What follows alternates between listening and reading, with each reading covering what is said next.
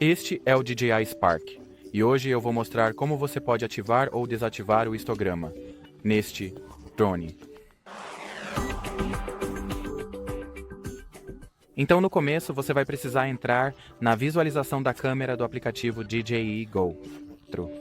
Agora, abaixo do botão do obturador, abra os ajustes da câmera ou ajustes de disparo. Aqui vá para a última categoria de configurações.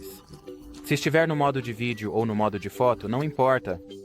O ícone desta categoria vai parecer diferente, mas a categoria em si, como você pode ver, permanece idêntica. De qualquer forma, a partir daqui, basta procurar o botão de alternância do histograma e, para ativar o histograma, ligue-o. E aqui temos o histograma que agora será exibido no visor da câmera, ou você pode desligá-lo se não precisar mais dele. E bem, quanto a este vídeo é isso. Então, obrigado por assistir e tchau, tchau.